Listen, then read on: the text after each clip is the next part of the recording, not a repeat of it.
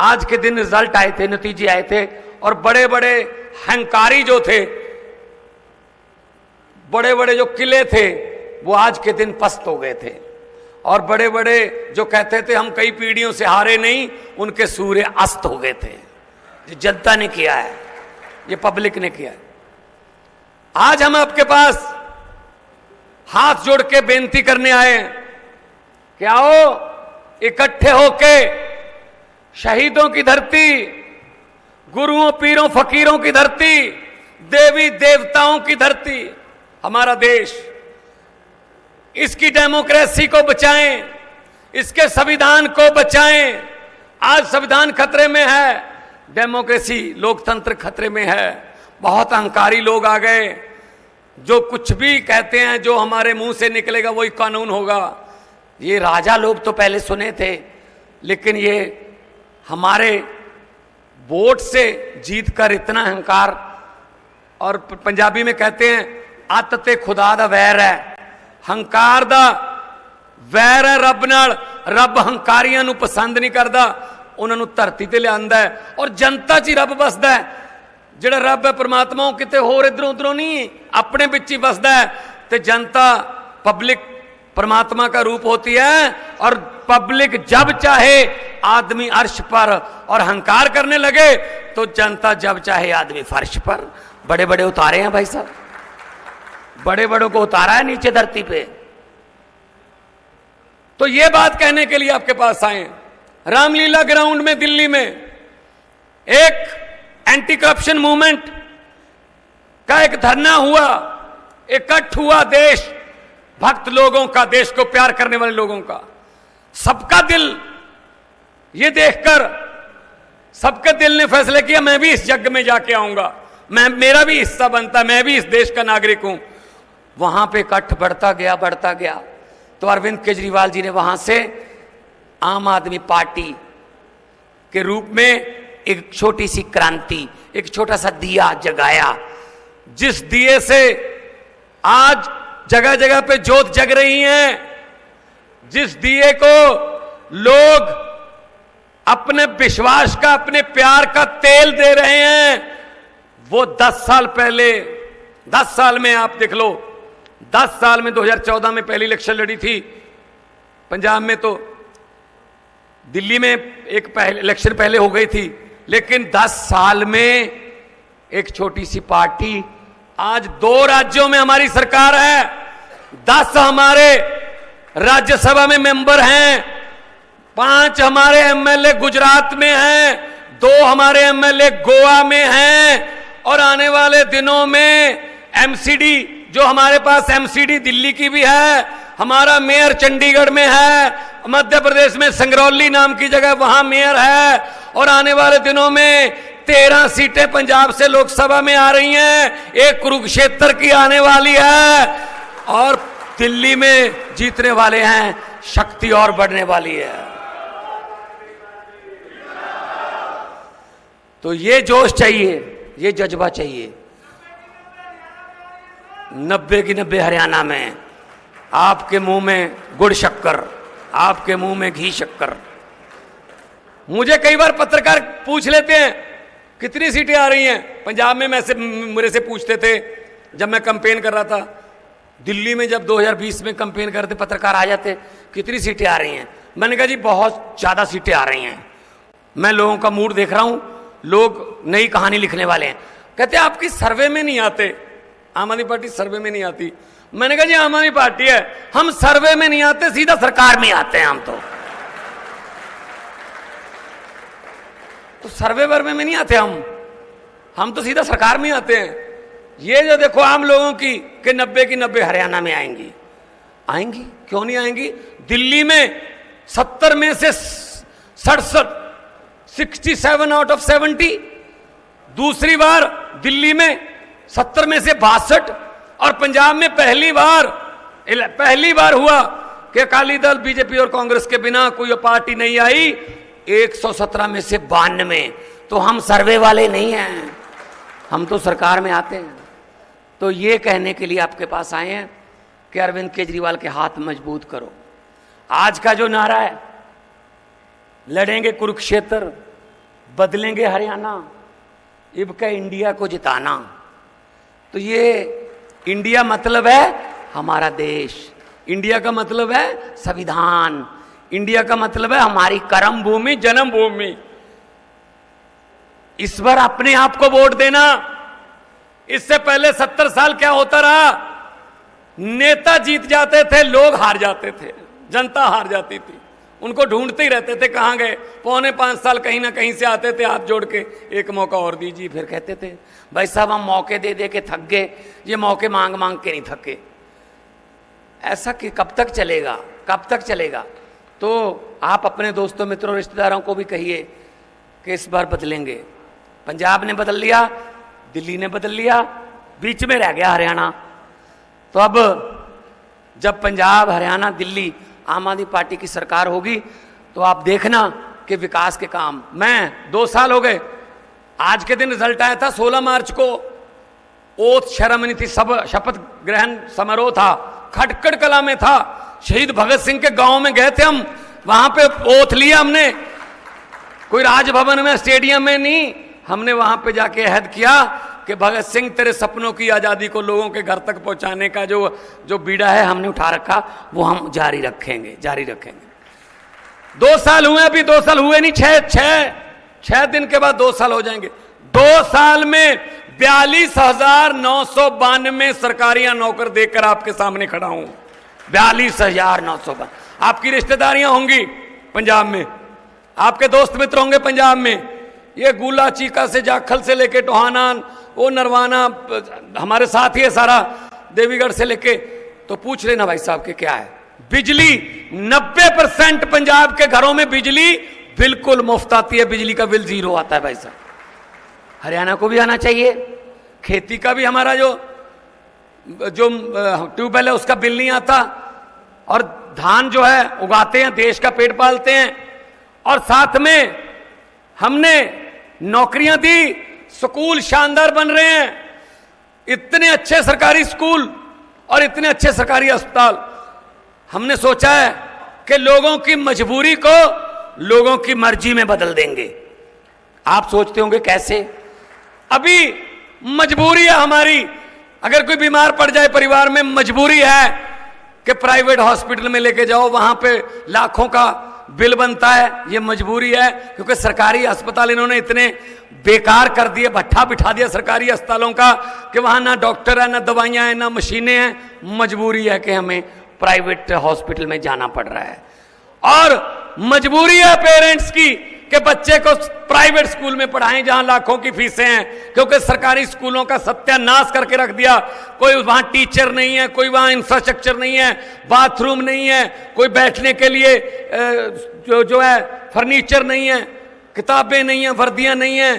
तो इसलिए मजबूरी है पेरेंट्स की कि वो अपने बच्चों को अगर पढ़ाना चाहते हैं, फ्यूचर में उसको कुछ बनाना चाहते हैं, तो प्राइवेट स्कूल में आओ, ये मजबूरी है। आम आदमी पार्टी ने फैसला किया है, मजबूरी को मर्जी में बदलेंगे। दिल्ली में बदल चुके हैं, अब पंजाब की बारी है। आने वाले 6-7 महीने में पंजाब में ये मर्जी होगी लोगों की, इलाज सरकारी से कराना है या प्राइवेट से, लेकिन इलाज एक जैसा है, लेकिन इधर सरकारी में फीस नहीं लगेगी। ऐसे ही स्कूलों का मर्जी आपकी, प्राइवेट में बच्चे को पढ़ाना है या सरकारी में पढ़ाना है, मर्जी आपकी है, पढ़ाई एक जैसी होगी। मोदी जी हर रोज कहते हैं ना, 1 नेशन 1 इलेक्शन। ये 1 नेशन 1 एजुकेशन क्यों नहीं हो सकती भाई? जो गरीब के बच्चे की पढ़ाई है वो और है, अमीर के बच्चे की पढ़ाई और है, ये एक जैसी क्यों नहीं हो सकती भाई? आगे उनकी मेहनत है, वो जितने मर्जी नंबर लें, लेकिन पढ़ाई तो एक जैसी मिले, ग्राउंड तो खेलने के लिए एक जैसा मिले। तो ये हमारा हेल्थ और एजुकेशन का फार्मूला है। बिजली हरियाणा, दिल्ली ने पहले फ्री की, मोहल्ला क्लिनिक दिल्ली ने बनाए, हमने उनसे सीखा, हमने 829 मोहल्ला क्लिनिक बना दिए पंजाब में अब तक, अभी बन रहे हैं, बहुत और ज्यादा जरूरत है। और 1 करोड़ से ज्यादा लोग वहां से दवाई लेके अब ठीक होके वापस जा चुके, उनको बड़े अस्पतालों की बड़ी बड़ी लाइनों में नहीं खड़े होना पड़ा। ये चीज है ये हमारे पास, हम ये करना जानते हैं। हमारे सुप्रीमो ने सिखाया है कि नफरत की राजनीति नहीं करनी है, धर्म की राजनीति नहीं करनी है, जात पात की राजनीति नहीं करनी है, काम की राजनीति करनी है। इसीलिए तो कई बार क्या होता है ना, उनको पता चल जाता है यार केजरीवाल ने ये बात बोली, ये बात लोगों के दिल में जो है ना वो बस जाती है। जहां केजरीवाल जाता है वो गारंटियां देते हैं, हम गारंटियां देते थे पहले पंजाब में भी, हमने गारंटियां दी, बिजली माफ करने की गारंटी दी, सरकारी नौकरियों की गारंटी दी। फौजी अगर शहीद होता है देश का, पंजाब का कोई भी और दिल्ली का कोई भी फौजी जवान शहीद होता है देश के लिए, तो 1 करोड़ रुपए का चेक उसके भोग से पहले उसके घर वालों को मिल जाता है। ये सम्मान दे रहे हैं हमने गारंटी दी। तो उन्होंने कहा यार ये गारंटियां कहते हैं, गारंटी लफ्ज ना ये दिल पे असर छोड़ता है। तो मोदी जी ने भी कहना शुरू कर दिया मोदी जी की गारंटी। पहले तो संकल्प पत्र कहते थे, पहले तो घोषणा पत्र कहते थे, पहले तो ये मैनिफेस्टो कहते थे, अब कह रहे हैं मोदी की गारंटी। ऐड आती है ना मोदी जी की गारंटी। और जब बीजेपी के लिए बजने लगी खतरे की घंटियां, जब बीजेपी के लिए बजने लगी खतरे की घंटियां, तब मोदी जी को याद आई केजरीवाल की गारंटियां। देखते जाओ, थोड़ा टाइम दो, धरती पे आएंगे, नीचे आएंगे। देखो आने लगे, अब हाथ जोड़ जोड़ के घर घर घूम रहे हैं ना। किसकी वजह से? अरविंद केजरीवाल की वजह से।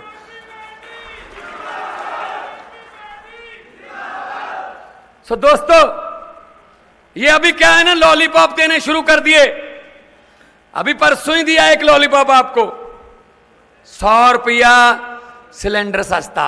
भाई साहब 1100 का किसने किया था? महंगा किसने किया था? अच्छा भला 300 350 का था, 1100 रुपया करके उसमें से 100 कम कर दिया। कहता बहुत बड़ा आर्थिक लाभ पहुंचा दिया मैंने, खास तौर पे माओ बहनों को। अरे भाई कमाल है यार, ये लॉलीपॉप ऐसे देंगे, इनको पता ऐसे 100 रुपये छोड़ दो, लोग कहेंगे 100 रुपये छोड़ दे। मैं आपको बात सुनानी चाहता हूं, याद रखना कि भगवंत मान कुरुक्षेत्र में आए थे, उन्होंने ये बात सुनाई थी। ये लॉलीपॉप कैसे देते हैं और उसके बाद लोगों पर क्या असर होता है। एक घर में लड़की की शादी थी, अच्छा खासा अमीर घर था, पैसे वाले थे। उन्होंने कहा हमारी लाडली बेटी है, धूमधाम से शादी करेंगे। तो लड़की के लिए बहुत सा सामान इकट्ठा किया उन्होंने, बड़े बड़े बेड, बड़े बड़े सोने के जेवर, चांदी के जेवर, और उस टीवी, बहुत लेटेस्ट सामान, सोफे वगैरह, गद्दे, सब लड़की के लिए लेके आए। कल बारात आनी थी, कल बारात आएगी। एक रात पहले डाकुओं को पता चल गया कि इस घर में माल पड़ा है। डाकू घर पे आए ट्रक लेके, उन्होंने पूरे, आप ये देख रहे ना लॉलीपॉप कैसे देते हैं, ये बात याद रख लेना। तो उन्होंने भर लिए, ट्रक में भर के जाने से पहले डाकुओं के सरदार ने कहा 1 मिनट मुझे बताओ लड़की का परिवार कौन से कमरे में बंद है। वो कहते सरदार इस कमरे में बंद है। खोलो, खोले, अंदर परिवार डरा हुआ बैठा था। तो डाकुओं के सरदार ने कहा किस लड़की की शादी है? तो एक लड़की उठी, डरी हुई बेचारी, सहमी हुई, जी मेरी शादी है। डाकू ने अपनी जेब में हाथ डाला, 100 रुपए का नोट उसको दिया, बेटा ये शगन रख ले, आपकी जिंदगी मंगलमय हो, तंदुरुस्ती बनी रहे, आपको बहुत बहुत बधाई हो। तो उन्होंने दे दिया। डाकू चले गए लेके सामान लूट के। अगले दिन पुलिस आई, लड़की के परिवार का एक भी बंदा FIR लिखवाने को खिलाफ FIR नहीं लिखवा रहा था डाकुओं के खिलाफ, एक भी बंदा परिवार का। कहते जी जो मर्जी है लूट के चाहे पूरा घर ले गए, बंदे बड़े अच्छे थे, 100 रुपये शगुन दे गए। यही आपके साथ कर रहे, परसों दिया 100 रुपया आपको शगुन, 5 साल लूट लिया, लेकिन बंदा बड़ा अच्छा जी, मोदी 100 रुपये शगुन दे दिया, ये परसों कर दिया जी। इन बातों में मत आना, इन बातों में मत आना। अगर आपको ये बात समझ आ गई है कि मैं क्या कहना चाहूं, वो ताली मार दो, जिनको नहीं आई वो रहने दो। अरे बहुत ही समझदार इलाका है गुप्ता जी, बहुत समझदार इलाका है, सब समझ गए। यही काम करोगे ना इस बार, ये आपके पास आएंगे, इनके पास लूटा हुआ माल बहुत है, आप ही का पैसा है, आपके पास आएंगे। इलेक्शन के 5 दिन पहले, 2 दिन पहले, इलेक्शन से पहले वाली रात को आएंगे और कहेंगे कि ये रख लो। मैं आपको हाथ जोड़ के विनती करता हूं, मना मत करना। घर पे लक्ष्मी आए वापस नहीं करते, लेकिन पकड़ के जेब में रख के कहना जी हाँ, और अगले दिन चुनाव वाले दिन स्कूल में पोलिंग बूथ होगा, वहां झाड़ू वाला बटन दबा के कह देना कि हाँ हाँ, ताली बजा दो बस।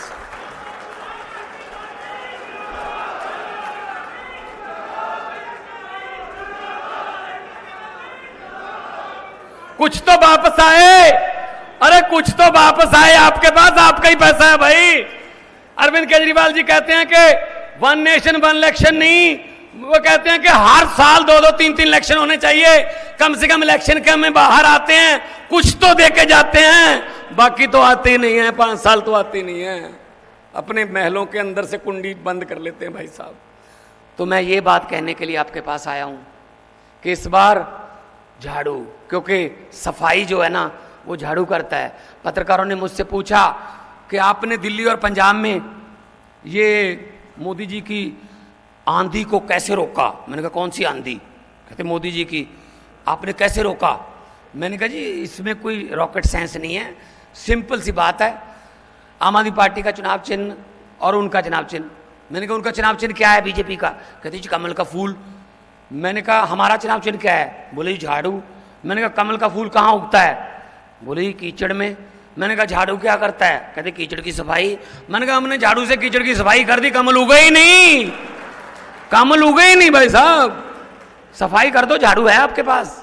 इस झाड़ू से पहले हम सिर्फ दुकान या मकान साफ करते थे, अब हम अरविंद केजरीवाल की अगुवाई में इस झाड़ू से पूरा हिंदुस्तान साफ करेंगे भाई साहब, पूरे देश में झाड़ू चलेंगे। इन्होंने मजाक बना रखा है देश का, इन्होंने लोकतंत्र का मजाक बना के रख दिया, भट्ठा बिठा के रख दिया। अंग्रेजों ने भी इतना नहीं लूटा था, अंग्रेज भी शर्मसार होंगे कि हमने 200 साल में उतना नहीं लूटा जितना ये 2 साल में लूट लेते हैं। हम ही लूटते हैं, हमारे ही बंदे हम ही लूटते हैं। ये दुख की बात है, ये दुख की बात है। तो इस बार हम आपको ये कहने के लिए आए हैं कि झाड़ू वाला बटन जैसे ही दबाओगे समझ लो आपने आपके 10 पहले ही। तो ये वाला माहौल मैंने पंजाब में देखा था, जो आज आप भड़ास निकाल रहे हो ना, ये भड़ास है आपकी। तो ये बदलाव के संकेत होते हैं, इनको पता नहीं है कि पब्लिक कब सोचती है और कब मूड बनाती है। ये तो रिजल्ट वाले दिन ही पता चलता है कि भाई साहब रुझान इस तरफ जा रहे हैं, सोचा इस तरफ था। तो ये डेमोक्रेसी को बचाने के लिए आपके पास हम आए हैं, और अगर ये हमारे पास शक्ति हो जाएगी।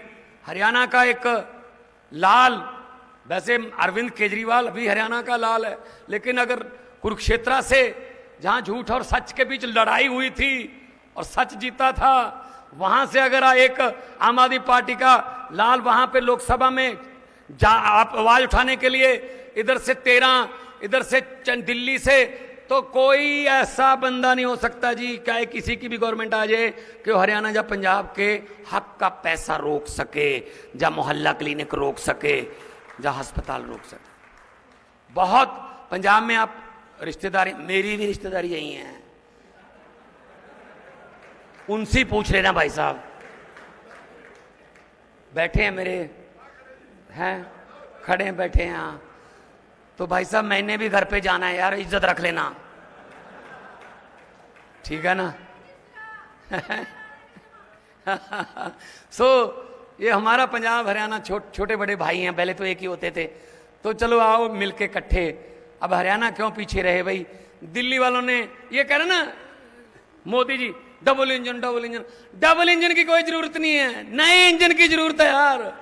दिल्ली वालों ने नया इंजन बैठा है, देखो केजरीवाल मॉडल कितना अच्छा फराटे से दौड़ता है, और दिल्ली वालों ने इंजन बदल लिया, गाड़ी पटड़ी पे आ गई। पंजाब वालों ने इंजन बदल लिया, विकास की गाड़ी फटाफट दौड़ रही है। अब हरियाणा वाले भी बदल लो, आपको पता चल जाएगा। आपके लिए तो एक एग्जाम्पल है ना, हमें बोलने की जरूरत नहीं, इधर से पूछ लो, चाहे इधर से पूछ लो, इधर दिल्ली है इधर पंजाब है, आप पूछ के फिर एक ही बंदा है। मैंने जब से होश संभाला है, मैंने ऐसा नेता नहीं देखा कि जो बंदा दिल्ली में 20 के चुनाव के 2 महीने पहले अचानक टीवी पे आके केजरीवाल साहब कहने लगे कि अगर 4.25 साल के मेरे काम अच्छे लगे दिल्ली वालों तब वोट दे देना, अगर अच्छे नहीं लगे तो मुझे वोट मत देना। ये बोलने के लिए जिगरा चाहिए, जिगरा। कुछ किया होगा तो ही बंदा ये कर सकता है, वरना ये नहीं कर सकते। इनका क्या है, ये तो कभी भी मुकर जाते हैं। 15 लाख रुपए आ गया घर घर, आया नहीं, हमारे भी नहीं आया। मैंने पार्लियामेंट में बोल दिया था, हर बात इतना झूठ चल रहा है, हर बात जुमला है, हर बात जुमला है। मैंने तो पार्लियामेंट में जब मैं एमपी था मैंने बोल दिया था, मैंने कहा 15 लाख की रकम लिखता हूं तो स्याही सूख जाती है, 15 लाख की रकम लिखता हूं तो स्याही सूख जाती है, काले धन के बारे में सोचता हूं तो कलम रुक जाती है, हर बात ही जुमला निकली। मोदी जी अब तो यह भी शक है क्या चाय बनानी आती है? मुझे तो लगता है चाय भी नहीं बनानी आती होगी। इतना झूठ चल रहा है, इतना झूठ चल रहा है। कभी तो सच बोलो लोगों से भाई, कोई बात तो आप पूरी करो, नहीं करते।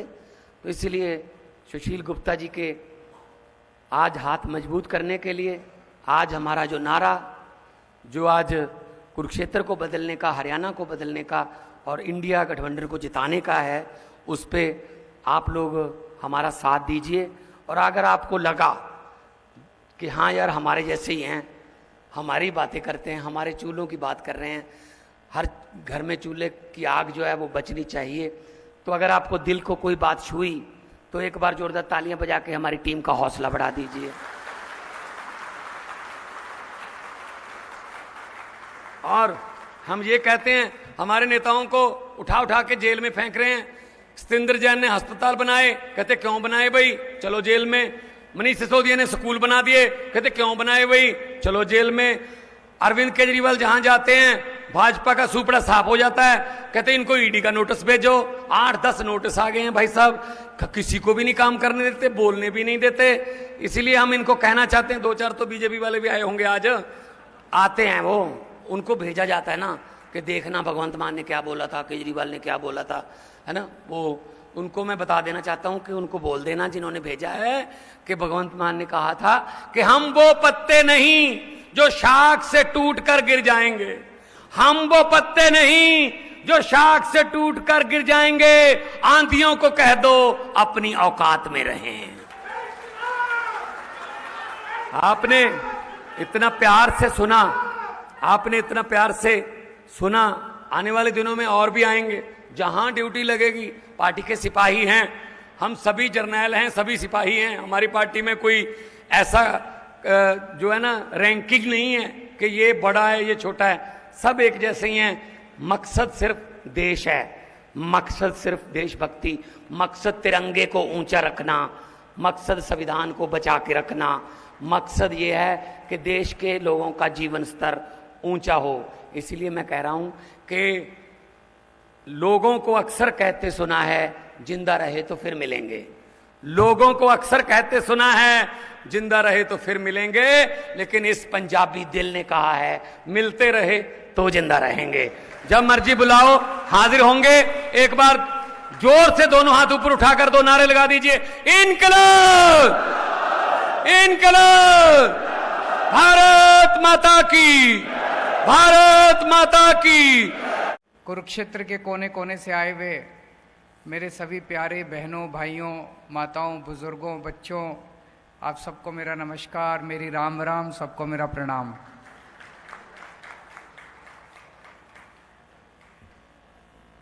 एक महीने बाद लोकसभा का चुनाव है, किसी भी टाइम कोड लग सकता है। और इस बार लोकसभा के चुनाव में कुरुक्षेत्र लोकसभा कंस्टिट्यूएंसी से इंडिया गठबंधन की तरफ से आम आदमी पार्टी के लोकसभा प्रत्याशी सुशील गुप्ता जी खड़े हो रहे हैं।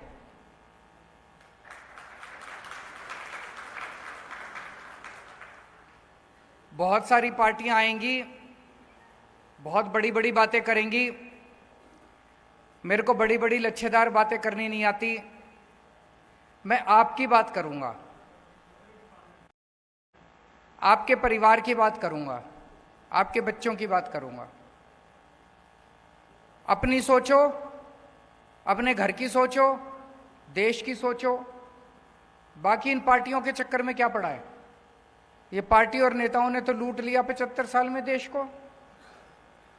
तो 1 महीने बाद चुनाव है, इस चुनाव में आपको अपना सांसद चुनना है, किसे वोट दें?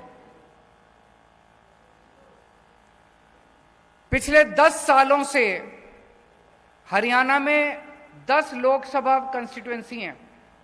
पिछले 10 सालों से आप 10 की 10 सीट बीजेपी के 10 लोकसभा एमपीज को दे रहे हो, 10 बीजेपी को जिता के भेज रहे हो। मैं आपसे पूछना चाहता हूं, इन 10 लोगों ने पिछले 10 साल में आपके लिए क्या करा? कोई एक काम करा हो तो मेरे को बता दो, मैं राजनीति छोड़ दूंगा। कोई एक काम इन 10 लोगों ने करा हो? कोई काम नहीं करा इन लोगों ने, 10 के 10 ने।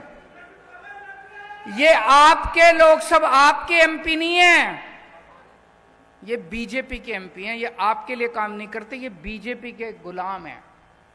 बीजेपी कहती है उठ तो उठते हैं, बीजेपी कहती है बैठ तो बैठते हैं।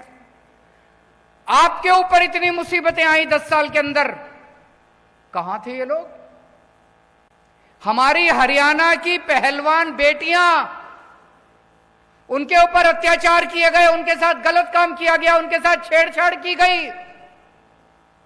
जब वो धरना प्रदर्शन करने के लिए दिल्ली गई तो उनको लाठियों से पीटा गया। मैं गया था उनके पास जंतर मंतर पे उनका साथ देने के लिए। आपके 10 एमपी कहां थे? तालियां बजा रहे थे जब आपकी बेटियों के साथ छेड़छाड़ की जा रही थी। घर में बैठ के पार्टी कर रहे थे, तालियां बजा रहे थे जब आपकी बेटियों को छेड़ा जा रहा था। अभी जब आप किसान, हरियाणा के, पंजाब के किसान दिल्ली जाना चाहते थे, बॉर्डर के ऊपर उनको रोक लिया गया। क्या कसूर था जी किसानों का? यही तो कह रहे थे फसलों के पूरे दाम दे दो। मिलने चाहिए कि नहीं मिलने चाहिए पूरे दाम? फसल के पूरे दाम मिलने चाहिए नहीं मिलने चाहिए किसानों को? किसान कह रहे थे फसलों के पूरे दाम दे दो। क्या मिला बदले में? ऊपर से गोले छोड़ दिए। ऊपर से चाइना के ऊपर गोले छोड़ने की हिम्मत नहीं है इनकी, पाकिस्तान के ऊपर गोले छोड़ने की हिम्मत नहीं है, अपने किसानों के ऊपर गोले छोड़ दिए इन लोगों ने। एक किसान मारा गया, किसान का बेटा शहीद हो गया पंजाब के अंदर। जब किसानों के ऊपर गोले छोड़े जा रहे थे, आंसू गैस के गोले छोड़े जा रहे थे, रबड़ की गोलियां छोड़ रहे थे, मार रहे थे, डंडे मार रहे थे, वाटर कैनन मार रहे थे, तो कहां थे जी आपके ये 10 एमपी? ये तालियां बजा रहे थे। बड़ा मजा आ रहा था इनको, किसानों को पीट रहे हैं, बड़ा मजा आ रहा था इनको, बहुत मजा आ रहा था इनको। पिछले साल किसानों की फसलें बर्बाद हो गई पूरे हरियाणा के अंदर। पूरे हरियाणा के किसानों में तबाही मची हुई थी, फसलें बर्बाद हो गई, बेचारा किसान लुट गया। ब्याज, वो कर्जा लेके तो बेचारा फसल उगाता है, उसका ब्याज ऊपर से देना पड़ता है। चारों तरफ किसान कह रहे थे भाई हमको मुआवजा दे दो, मुआवजा दे दो। किसी को मुआवजा नहीं दिया खट्टर सरकार ने। कहां थे तब ये 10 के 10 एमपी? किसी ने आवाज नहीं उठाई आप लोगों की। जब बेरोजगार युवकों को पुलिस वाले दौड़ा दौड़ा के पीट रहे थे, डंडे मार रहे थे, बेरोजगार युवा नौकरी मांग रहे थे सड़कों के ऊपर, कहां थे आपके 10 के 10 एमपी? तालियां बजा रहे थे बेरोजगारी पे, आपकी बेरोजगारी का मजाक उड़ा रहे थे। और हद तो तब हो गई जब आपके बेरोजगार बच्चों को यूक्रेन भेज दिया खट्टर सरकार ने युद्ध के अंदर मरने के लिए। मेरे को तो रोना आ गया। अगर कहीं युद्ध हो जाए तो सारी दुनिया के देश अपने नागरिकों को वहां से निकालते हैं। इन्होंने, खट्टर सरकार ने बेरोजगार युवकों को, हरियाणा के बेरोजगार युवकों को बेवकूफ बना के और यूक्रेन भेज दिया मरने के लिए। और यूक्रेन से अब हमारे, मैं वीडियो देखता हूं, कई लोग कहते हैं अब मम्मी पापा मेरे को वापस बुला लो, मैं फंस गया यहां पे। कहां थे ये 10 के 10 एमपी? इस बार गलती मत कर देना भाई साहब, ये इस चक्कर में मत पड़ जाना हमने तो प्रधानमंत्री बनाना, प्रधानमंत्री बाकी बना लेंगे, आप तो अपना सांसद बनाएंगे इस बार। ऐसा सांसद बनाना, ऐसा सांसद बनाना जो आपके सुख दुख में काम आए। सुशील गुप्ता को सांसद बनाओगे, कम से कम कल को धरना प्रदर्शन करने जाना, इसका घर होगा वहां पे घर जाके अपना घर समझ के वहां पे बैठ तो सकते हो। संसद के अंदर व्यापारियों को इतनी तकलीफ होती है, हरियाणा के व्यापारियों को इतनी, मेरे से मिलने के लिए आते हैं व्यापारी, छोटे छोटे व्यापारी, व्यापारियों का दर्द समझता है सुशील गुप्ता। व्यापारियों का अगर कोई मसला होगा, कम से कम अपना आदमी तो बैठा है संसद के अंदर, अपनी आवाज तो उठाएगा कम से कम। उनका गुलाम तो नहीं है बीजेपी वालों का, उनकी रोटी तो नहीं खाता। आपकी आवाज उठाएगा, अपने आदमी को भेजो इस बार संसद के अंदर, ये प्रधानमंत्री बनाने के चक्कर में मत पड़ना। किसान है, किसानों की आवाज तो उठाएगा कम से कम खड़ा होके। उनकी हिम्मत नहीं है, बीजेपी के 10 की हिम्मत नहीं है किसानों की आवाज उठाने की, व्यापारियों की था। व्यापारियों को अपना आदमी चुन के भेजना है, किसानों को अपना आदमी चुन के भेजना है जो आपकी आवाज उठाएगा। ये सारे के सारे बीजेपी के हैं, ये कभी आपकी आवाज नहीं बन सकते। और आजकल तो ये बीजेपी वाले पूरे देश में घूम घूम के कह रहे हैं हमारी तो 370 आ रही हैं, हमारी तो 370 आ रही हैं, हमें तो तुम्हारी वोट चाहिए ही नहीं। खुलेआम कह रहे हैं हमें तो तुम्हारी वोट चाहिए ही नहीं, घर बैठो, हमारी तो 370 आ रही है हमारी। तो फिर क्यों दे रहे हो वोट? मैं दिल्ली से आया हूं आपकी वोट मांगने, हाथ जोड़ के आपके पैर छू के आपकी वोट मांग रहा हूं।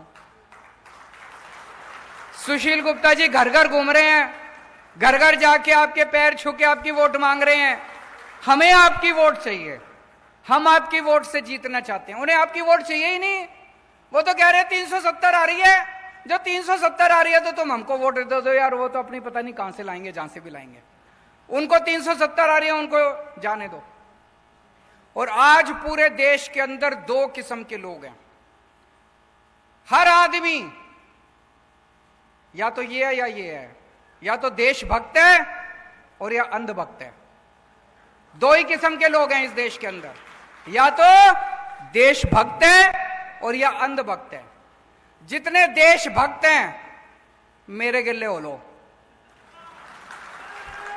और जितने अंधभक्त हैं उनके गिल्ले हो लो। हमें अंधभक्त नहीं चाहिए, सारे अंधभक्त उनके गिल्ले हो लो और सारे देशभक्त हमारे गिल्ले हो लो। आज खट्टर साहब ने 10 साल के अंदर हरियाणा का बेड़ा गर्क कर दिया। हर बच्चा चाहता है कि अब खट्टर सरकार जल्दी से जल्दी जानी चाहिए। कुरुक्षेत्र की सीट जिता दो, आगे खट्टर जी के जाने का समाचार हो जाएगा धीरे धीरे। तो आज से कुरुक्षेत्र का आम आदमी पार्टी अपना कुरुक्षेत्र का कैंपेन लॉन्च कर रही है, और कैंपेन का हमारा स्लोगन है बदलांगे कुरुक्षेत्र, बदलांगे हरियाणा, इब के इंडिया ने जिताना। कुरुक्षेत्र बदलेगा तो हरियाणा भी बदलेगा, और हरियाणा बदलेगा तो इंडिया जीतेगा। तो मेरी आप सब लोगों से विनती है, आप लोगों को ये चुनाव लड़ना है। सुशील जी आपके यहाँ पे पड़ोस में ही रहते हैं, ये शामलो कला गांव है ना एक, पता है आपको? शामलो कला गांव है जींद में, आधे घंटे का रास्ता है यहाँ से। तो यहीं का रहने वाला है, आपके बीच का आदमी है। और कुरुक्षेत्र तो सबसे पवित्र धरती है जहाँ पे धर्म युद्ध लड़ा गया था, ऐतिहासिक युद्ध लड़ा गया था। धर्म और धर्म के बीच की लड़ाई है। पांडव जीते थे, कौरवों के पास क्या नहीं था, सब कुछ था उनके पास, सारी इतनी बड़ी फौज थी, सारा धन धान्य था, सब कुछ था। पांडवों के पास क्या था? भगवान श्री कृष्ण थे उनके साथ। आज हमारे साथ क्या है? हम भी बड़े छोटे हैं, 4 आदमी हैं हम भी, हमारे साथ क्या है? भगवान श्री कृष्ण हमारे साथ है। और उनके पास सब कुछ है, आज उनके पास सारी शक्तियां हैं, सारी आईबी, सीबीआई, ईडी, फीडी सब है उनके पास। हमारे पास नहीं, हमारे साथ हमारा धर्म है। और ये धर्म और अधर्म की लड़ाई है। आप लोगों को तय करना है कि आप धर्म के साथ हैं कि अधर्म के साथ हैं।